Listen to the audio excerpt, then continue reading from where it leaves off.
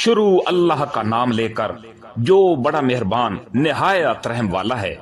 तमाम तारीफें अल्लाह की हैं जिसने अपने बंदे पर किताब नाजिल की और इसमें किसी किस्म की कोई खामी नहीं रखी। एक सीधी सीधी किताब जो उसने इसलिए नाजिल की है कि लोगों को अपनी तरफ से एक सख्त अजाब से आगाह करे और जो मोमिन नेक अमल करते हैं उनको खुशखबरी दे कि उनको बेहतरीन अजर मिलने वाला है जिसमें वो हमेशा हमेशा रहेंगे, और ताकि उन लोगों को मुतनब्बह करे जो ये कहते हैं कि अल्लाह ने कोई बेटा बना रखा है। इस बात का कोई इल्मी सबूत न खुद उनके पास है न उनके बाप दादों के पास था। बड़ी संगीन बात है जो उनके मुंह से निकल रही है। जो कुछ वो कह रहे हैं वो झूठ के सिवा कुछ नहीं। अब ए पैगंबर सल्लल्लाहु अलैहि वसल्लम, अगर लोग कुरान की इस बात पर ईमान न लाएं तो ऐसा लगता है जैसे तुम अफसोस कर करके उनके पीछे अपनी जान को घुला बैठोगे। यकीन जानो कि रूए जमीन पर जितनी चीजें हैं हमने उन्हें जमीन की सजावट का जरिया इसलिए बनाया है ताकि लोगों को आजमाएं कि इनमें कौन ज्यादा अच्छा अमल करता है। और ये भी यकीन रखो कि रूए जमीन पर जो कुछ है एक दिन हम उससे एक चटियल मैदान बना देंगे।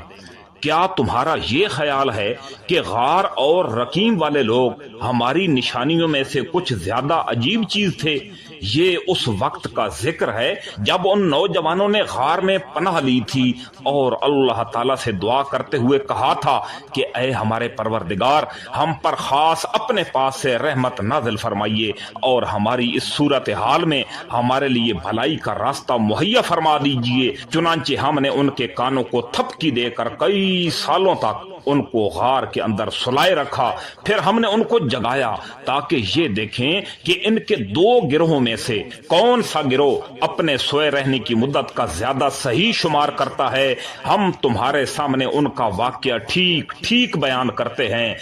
ये कुछ नौजवान थे जो अपने परवरदिगार पर ईमान लाए थे और हमने उनको हिदायत में खूब तरक्की दी थी और हमने उनके दिल खूब मजबूत कर दिए थे। ये उस वक्त का जिक्र है जब वो उठे और उन्होंने कहा कि हमारा परवरदिगार वो है जो तमाम आसमानों और जमीन का मालिक है। हम उसके सिवा किसी को माबूद बनाकर हरगिज़ नहीं पुकारेंगे। अगर हम ऐसा करेंगे तो हम यकीनन इंतहाई नामुनासिब और बड़ी बेबाकी वाली बात कहेंगे। ये हमारी कौम के लोग हैं जिन्होंने उस परवरदिगार को छोड़कर दूसरे माबूद बना रखे हैं। अगर इनका अकीदा सही है तो वो अपने माबूदों के सबूत में कोई वाज़िह दलील क्यों पेश नहीं करते? भला उस शख्स से ज्यादा जालिम कौन हो सकता है जो अल्लाह पर झूठ बांधे। और साथियों, जब तुमने इन लोगों से भी अलहदगी इख्तियार कर ली है और उनसे भी जिनकी ये अल्लाह को छोड़कर इबादत करते हैं, तो चलो अब तुम इस गार में पनाह ले लो। तुम्हारा परवरदिगार तुम्हारे लिए अपना दामन रहमत फैला देगा और तुम्हारे काम में आसानी के असबाब मुहैया फरमाएगा। और वो गार ऐसा था कि तुम सूरज को निकलते वक्त देखते तो वो उनके गार से दाएं तरफ हटकर निकल जाता और जब गुरूब होता तो उनसे बाएं तरफ कतरा कर चला जाता और वो उस गार के एक कुशादा हिस्से में सोए हुए थे। ये सब कुछ अल्लाह की निशानियों में से एक निशानी है। जिससे अल्लाह हिदायत दे वही हिदायत पाता है और जिसे वो गुमराह कर दे उसका तुम्हें हरगिज़ कोई मददगार नहीं मिल सकता जो उसे रास्ते पर लाए। तुम उन्हें देखकर ये समझते कि वो जाग रहे हैं, हालांकि वो सोए हुए थे और हम उनको दाएं और बाएं करवट दिलवाते रहते थे और उनका कुत्ता दहलीज पर अपने दोनों हाथ फैलाए हुए बैठा था। अगर तुम उन्हें झांक कर देखते तो उनसे पीठ फेर कर भाग खड़े होते और तुम्हारे अंदर उनकी दहशत समा जाती। और जैसे हमने उन्हें सुलाया था इसी तरह हमने उन्हें उठा दिया ताकि वो आपस में एक दूसरे से पूछ गुछ करें। उनमें से एक कहने वाले ने कहा, तुम इस हालत में कितनी देर रहे होगे? कुछ लोगों ने कहा, हम एक दिन या एक दिन से कुछ कम नींद में रहे होंगे। दूसरे ने कहा, तुम्हारा रब ही बेहतर जानता है कि तुम कितनी देर اس حالت میں رہے ہو، اب اپنے میں سے کسی کو چاندی کا یہ سکہ دے کر شہر کی طرف بھیجو کہ وہ جا کر دیکھ بھال کرے کہ اس کے کون سے علاقے میں زیادہ پاکیزہ کھانا مل سکتا ہے، پھر تمہارے پاس وہاں سے کچھ کھانے کو لے آئے، اور اسے چاہیے کہ ہوشیاری سے کام لے اور کسی کو تمہاری خبر نہ ہونے دے، کیونکہ اگر شہر کے لوگوں کو تمہاری خبر مل گئی تو وہ تمہیں پتھراؤ کر کے ہلاک کر دیں گے یا تمہیں اپنے دین میں واپس آنے کے لیے مجبور کریں گے، اور اگر ایسا ہوا تو تمہیں کبھی فلاح نہیں مل سکے گی۔ اور یوں ہم نے ان کی خبر لوگوں تک پہنچا دی تاکہ وہ یقین سے جان لیں کہ اللہ کا وعدہ سچا ہے، نیز یہ کہ قیامت کی گھڑی آنے والی ہے، اس میں کوئی شک نہیں۔ پھر وہ وقت بھی آیا جب لوگ ان کے بارے میں آپس میں جھگڑ رہے تھے، چنانچہ کچھ لوگوں نے کہا کہ ان پر ایک عمارت بنا دو، ان کا رب ہی ان کے معاملے کو بہتر جانتا ہے۔ آخرکار جن لوگوں کو ان کے معاملات پر زیادہ غلبہ حاصل تھا، انہوں نے کہا کہ ہم تو ان کے اوپر ایک مسجد ضرور بنائیں گے۔ کچھ لوگ کہیں گے کہ وہ 3 تھے اور چوتھا ان کا کتا تھا، اور کچھ کہیں گے کہ وہ 5 تھے اور چھٹا ان کا کتا تھا۔ یہ سب اٹکل کے تیر چلانے کی باتیں ہیں۔ اور کچھ کہیں گے کہ وہ 7 تھے اور 8واں ان کا کتا تھا۔ کہہ دو کہ میرا رب ہی ان کی صحیح تعداد کو جانتا ہے، تھوڑے سے لوگوں کے علاوہ کسی کو ان کا پورا علم نہیں ہے، لہذا ان کے بارے میں سرسری گفتگو سے آگے بڑھ کر کوئی بحث نہ کرو اور نہ ان کے بارے میں کسی سے پوچھ گچھ کرو۔ اور اے پیغمبر صلی اللہ علیہ وآلہ وسلم، کسی بھی کام کے بارے میں کبھی یہ نہ کہو کہ میں یہ کام کل کر لوں گا، ہاں یہ کہو کہ اگر اللہ چاہے گا تو کر لوں گا، اور جب کبھی بھول جاؤ تو اپنے رب کو یاد کر لیا کرو اور کہو مجھے امید ہے کہ میرا رب کسی ایسی بات کی طرف رہنمائی کر دے جو ہدایت میں اس سے بھی زیادہ قریب ہو۔ اور وہ اصحاب کاف اپنے غار میں 300 سال اور مزید 9 سال یعنی 309 سال سوتے رہے۔ اگر کوئی اس میں بحث کرے تو کہہ دو کہ اللہ ہی بہتر جانتا ہے کہ وہ کتنی مدت سوئے رہے، آسمانوں اور زمین کے سارے بھید اسی کے علم میں ہیں، وہ کتنا دیکھنے والا اور کتنا سننے والا ہے، اس کے سوا اس کا کوئی رکھوالا نہیں ہے، اور وہ اپنی حکومت میں کسی کو شریک نہیں کرتا۔ اے پیغمبر صلی اللہ علیہ وآلہ وسلم، تم پر تمہارے پروردگار کی طرف سے وحی کے ذریعے جو کتاب بھیجی گئی ہے اس سے پڑھ کر سنا دو، کوئی نہیں ہے جو اس کی باتوں کو بدل سکے، اور اسے چھوڑ کر تمہیں ہرگز پناہ کی جگہ نہیں ملے گی۔ اور اپنے آپ کو استقامت کے ساتھ ان لوگوں کے ساتھ رکھو جو صبح و شام اپنے رب کو اس لیے پکارتے ہیں کہ وہ اس کی خوشنودی کے طلبگار ہیں، اور تمہاری آنکھیں دنیاوی زندگی کی خوبصورتی کی تلاش میں ایسے لوگوں سے ہٹنے نہ پائیں، اور کسی ایسے شخص کا کہنا نہ مانو جس کے دل کو ہم نے اپنی یاد سے غافل کر رکھا ہے، اور جو اپنی ذاتی خواہشات کے پیچھے پڑا ہوا ہے، اور جس کا معاملہ حد سے گزر چکا ہے۔ اور کہہ دو کہ حق تو تمہارے رب کی طرف سے آ چکا ہے، اب جو چاہے ایمان لے آئے اور جو چاہے کفر اختیار کرے۔ ہم نے بے شک ایسے ظالموں کے لیے آگ تیار کر رکھی ہے جس کی قناتیں ان کو گھیرے میں لے کر رہیں گی، اور اگر وہ وہاں فریاد کریں گے تو ان کی فریاد کا جواب ایسے پانی سے دیا جائے گا جو تیل کی تلچھٹ جیسا ہوگا اور چہروں کو بھون کر رکھ دے گا۔ کیسا بدترین پانی اور کیسی بری آرام گاہ! البتہ جو لوگ ایمان لائے اور انہوں نے نیک عمل کیے تو یقیناً ہم ایسے لوگوں کے اجر کو ضائع نہیں کرتے جو اچھی طرح عمل کریں۔ یہ وہ لوگ ہیں جن کے لیے ہمیشہ رہنے والے باغات ہیں، ان کے نیچے سے نہریں بہتی ہوں گی، ان کو وہاں سونے کے کنگنوں سے مزین کیا جائے گا، وہ اونچی مسندوں پر تکیہ لگائے ہوئے باریک اور دبیز ریشم کے سبز کپڑے پہنے ہوں گے۔ کتنا بہترین اجر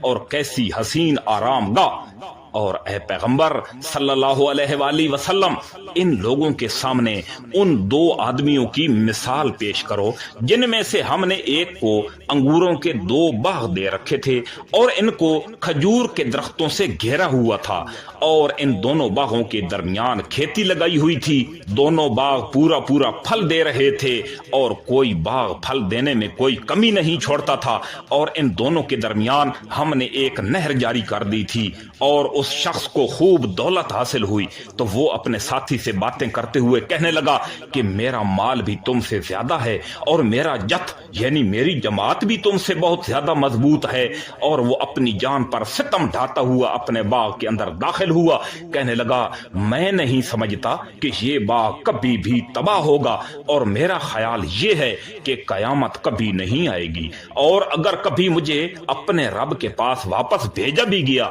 تب بھی مجھے یقین ہے کہ مجھے اس سے بھی زیادہ اچھی جگہ ملے گی.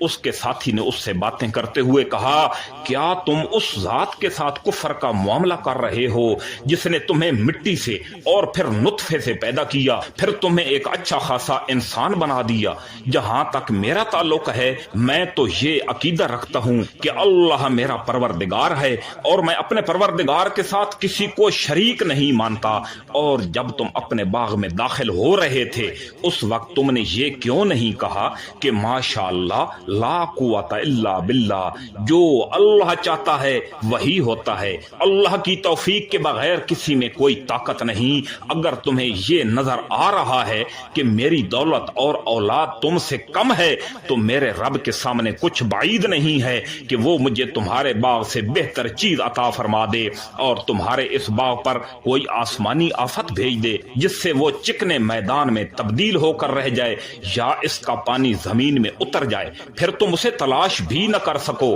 اور پھر ہوا یہ کہ اس کی ساری دولت عذاب کے گھیرے میں آ گئی اور صبح ہوئی تو اس حالت میں کہ اس نے باغ پر جو کچھ خرچ کیا تھا وہ اس پر ہاتھ ملتا ہوا رہ گیا کہ اس کا باغ اپنی ٹہنیوں میں گرا پڑا تھا اور وہ کہہ رہا تھا کاش میں نے اپنے رب کے ساتھ کسی کو شریک نہ مانا ہوتا اور اس سے کوئی ایسا جتھ میسر نہ آیا جو اللہ کو چھوڑ کر اس کی مدد کرتا اور نہ وہ خود اس قابل تھا کہ وہ اس کا دفاع کر سکے. ایسے موقع پر انسان کو پتہ چلتا ہے کہ مدد کا سارا اختیار سچے اللہ کو حاصل ہے. وہی ہے جو بہتر ثواب دیتا اور بہتر انجام دکھاتا ہے. اور ان لوگوں سے دنیاوی زندگی کی یہ مثال بھی بیان کر دو کہ وہ ایسی جگہ ہے جیسے ہم نے آسمان سے پانی برسایا تو اس سے زمین کا سبزہ خوب گھنا ہو گیا پھر وہ ایسا ریزہ ریزہ ہوا کہ اس سے ہوائیں اڑا کر لے جاتی ہیں. اور اللہ ہر چیز پر مکمل قدرت رکھتا ہے. مال اور اولاد دنیاوی زندگی کی زینت ہیں اور جو نیکیاں پائیدار رہنے والی ہیں وہ تمہارے رب کے نزدیک ثواب کے اعتبار سے بھی بہتر ہیں اور امید وابستہ کرنے کے لیے بھی بہتر ہیں. اور اس دن کا دھیان کرو جس دن ہم پہاڑوں کو چلائیں گے اور تم زمین کو دیکھو گے کہ وہ کھلی پڑی ہے اور ہم ان سب کو گھیر کر اکٹھا کر دیں گے اور ان میں سے کسی ایک کو بھی نہیں چھوڑیں گے اور سب کو تمہارے رب کے سامنے صف باندھ کر پیش کر دیا جائے گا. آخر تم ہمارے پاس اسی طرح آ گئے جس طرح ہم نے تمہیں پہلی بار پیدا کیا تھا. اس کے برعکس تمہارا دعویٰ یہ تھا کہ ہم تمہارے لیے یہ مقررہ وقت کبھی نہیں لائیں گے اور اعمال کی کتاب سامنے رکھ دی جائے گی. چنانچہ تم مجرموں کو دیکھو گے کہ وہ اس کے مندرجات سے خوف زدہ ہیں اور کہہ رہے ہیں ہائے ہماری بربادی. یہ کیسی کتاب ہے جس نے کوئی ہمارا چھوٹا یا بڑا عمل ایسا نہیں چھوڑا جس کا پورا احاطہ نہ کر لیا ہو. اور وہ اپنا سارا کیا دھرا اپنے سامنے موجود پائیں گے اور تمہارا پروردگار کسی پر کوئی ظلم نہیں کرے گا. اور وہ وقت یاد کرو جب ہم نے فرشتوں سے کہا تھا کہ آدم کے آگے سجدہ کرو چنانچہ سب نے سجدہ کیا سوائے ابلیس کے. وہ جنات میں سے تھا چنانچہ اس نے اپنے رب کے حکم کی نافرمانی کی. کیا پھر بھی تم میرے بجائے اس سے اور اس کی ذریت کو اپنا رکھوالا بناتے ہو حالانکہ وہ سب تمہارے دشمن ہیں. اللہ کا کتنا بڑا متبادل یعنی شیطان ہے جو ظالموں کو ملا ہے. میں نے نہ آسمانوں اور زمین کی تخلیق کے وقت ان کو حاضر کیا تھا اور نہ خود ان کو پیدا کرتے وقت، اور میں ایسا نہیں ہوں کہ گمراہ کرنے والوں کو دست و بازو بناؤں۔ اور اس دن کا دھیان کرو جب اللہ ان مشرکوں سے کہے گا کہ ذرا پکارو ان کو جنہیں تم نے میری خدائی میں شریک سمجھ رکھا تھا، چنانچہ وہ پکاریں گے لیکن وہ ان کو کوئی جواب نہیں دیں گے، اور ہم ان کے درمیان ایک مہلک آڑ حائل کر دیں گے، اور مجرم لوگ آگ کو دیکھیں گے تو سمجھ جائیں گے کہ انہیں اسی میں گرنا ہے اور اس سے بچ نکلنے کا کوئی راستہ نہیں پائیں گے۔ اور ہم نے لوگوں کے فائدے کے لیے اس طرح قرآن میں طرح طرح سے ہر قسم کے مضامین بیان کیے ہیں، اور انسان ہے کہ جھگڑا کرنے میں ہر چیز سے بڑھ گیا ہے۔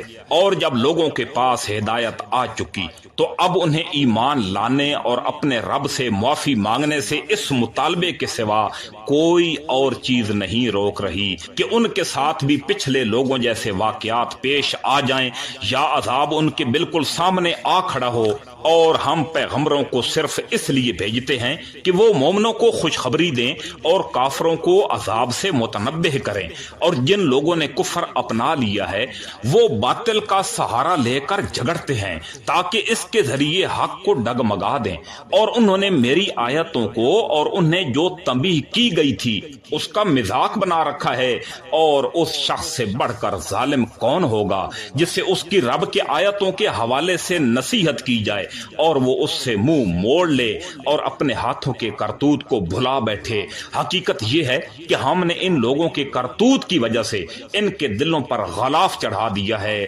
جس کی وجہ سے وہ اس قرآن کو نہیں سمجھتے، اور ان کے کانوں میں ڈانٹ لگا دی ہے، اور اگر تم انہیں ہدایت کی طرف بلاؤ تب بھی وہ صحیح راستے پر ہرگز نہیں آئیں گے، اور تمہارا پروردگار بہت بخشنے والا بڑا رحمت کرنے والا ہے۔ جو کمائی انہوں نے کی ہے اگر وہ اس کی وجہ سے انہیں پکڑنے پر آتا تو ان کو جلد ہی عذاب دے دیتا، لیکن ان کے لیے ایک وقت مقرر ہے جس سے بچنے کے لیے انہیں کوئی پناہ گاہ نہیں ملے گی۔ یہ ساری بستیاں تمہارے سامنے ہیں۔ جب انہوں نے ظلم کی روش اپنائی تو ہم نے ان کو ہلاک کر ڈالا، اور ان کی ہلاکت کے لیے بھی ہم نے ایک وقت مقرر کیا ہوا تھا۔ اور اس وقت کا ذکر سنو جب موسیٰ علیہ السلام نے اپنے نوجوان شاگرد سے کہا تھا کہ میں اس وقت تک اپنا سفر جاری رکھوں گا جب تک 2 سمندروں کے سنگم پر نہ پہنچ جاؤں، ورنہ برسوں چلتا رہوں گا۔ چنانچہ جب وہ ان کے سنگم پر پہنچے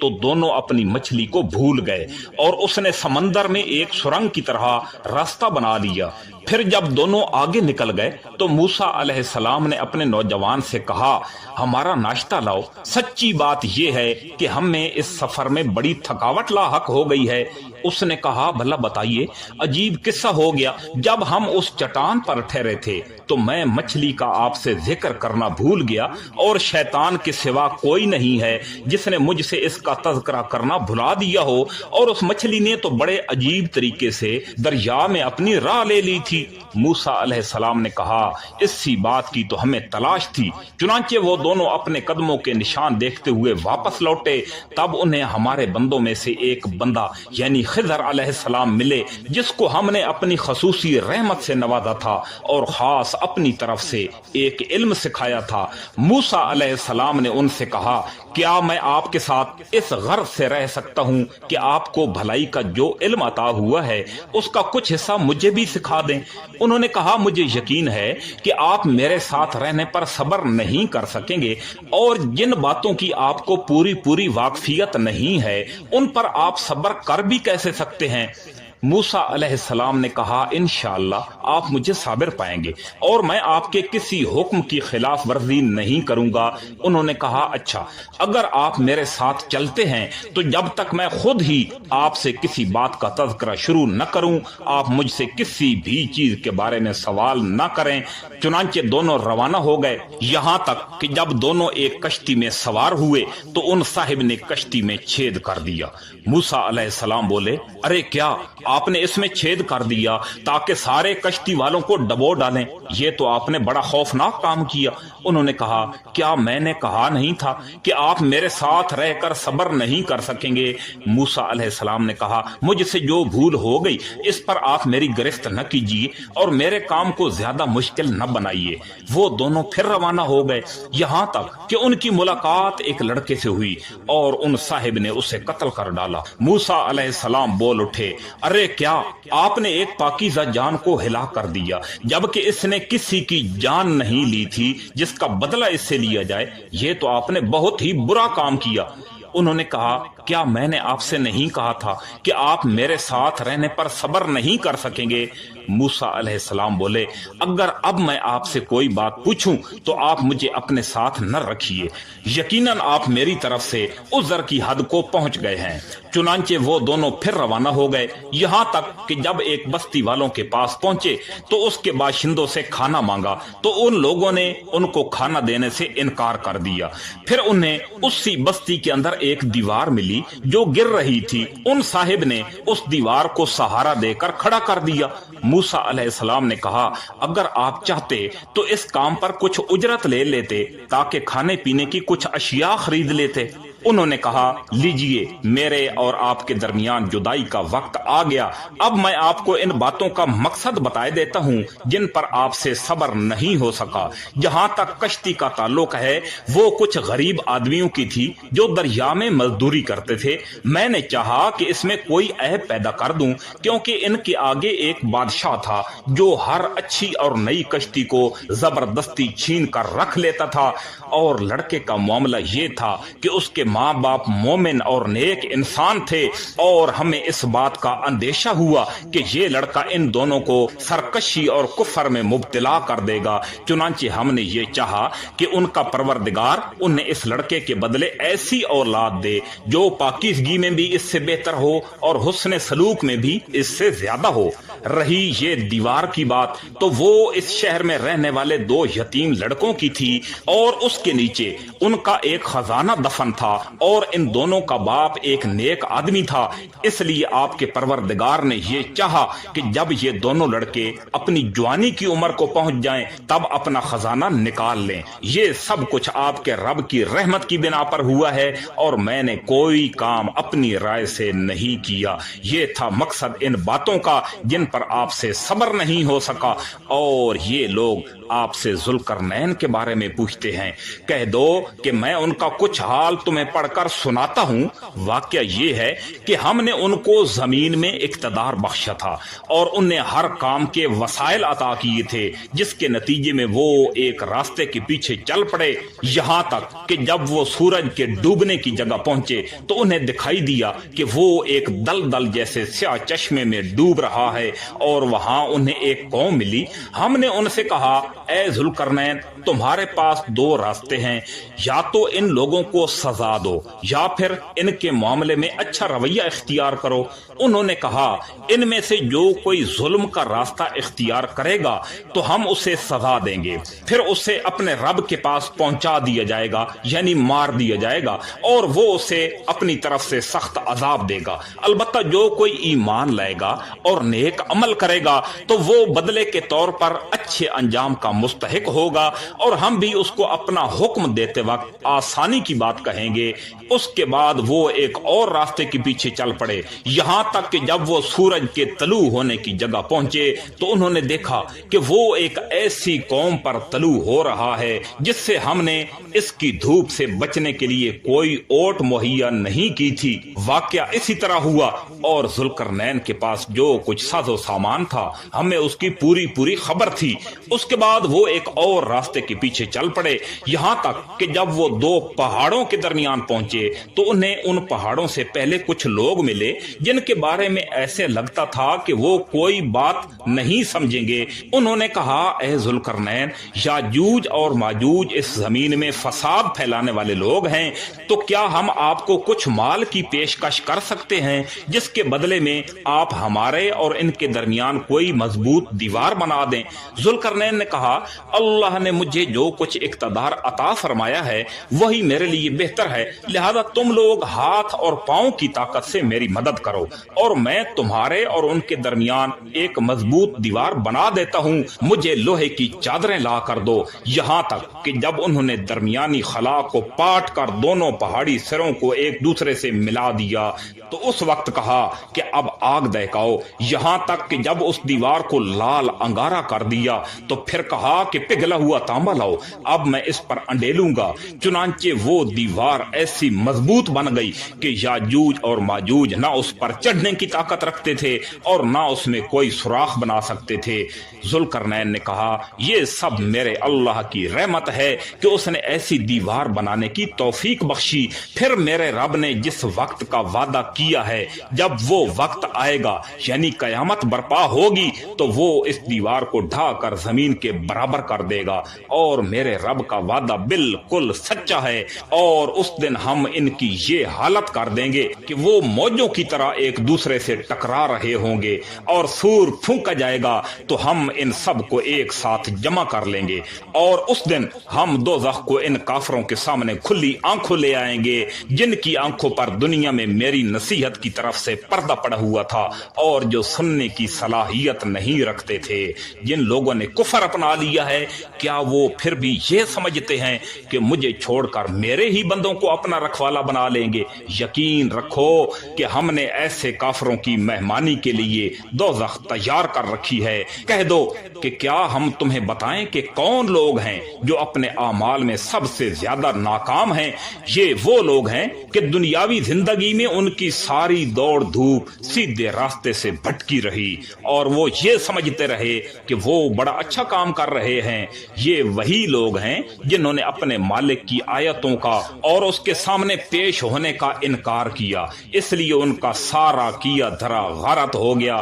چنانچہ قیامت کے دن ہم ان کا کوئی وزن شمار نہیں کریں گے۔ یہ ہے جہنم کی شکل میں ان کی سزا، کیونکہ انہوں نے کفر کی روش اختیار کی تھی اور میری آیتوں اور میرے پیغمبروں کا مذاق اڑایا تھا۔ دوسری طرف وہ لوگ جو ایمان لائے ہیں اور جنہوں نے نیک عمل کیے ہیں ان کی مہمانی کے لیے بے شک فردوس کے باغات ہوں گے جس میں وہ ہمیشہ رہیں گے اور وہ وہاں سے کہیں اور جانا ہی نہیں چاہیں گے۔ اے پیغمبر صلی اللہ علیہ وآلہ وسلم لوگوں سے کہہ دو کہ اگر میرے رب کی باتیں لکھنے کے لیے سمندر روشنائی بن جائے تو میرے رب کی باتیں ختم نہیں ہوں گی کہ اس سے پہلے وہ سمندر خشک ہو چکا ہوگا، چاہے اس سمندر کی کمی پوری کرنے کے لیے ہم ویسا ہی ایک اور سمندر کیوں نہ لے آئیں۔ کہہ دو کہ میں تو تمہارے جیسا ایک انسان ہوں، البتہ مجھ پر یہ وحی آتی ہے کہ تم سب کا خدا بس ایک خدا ہے،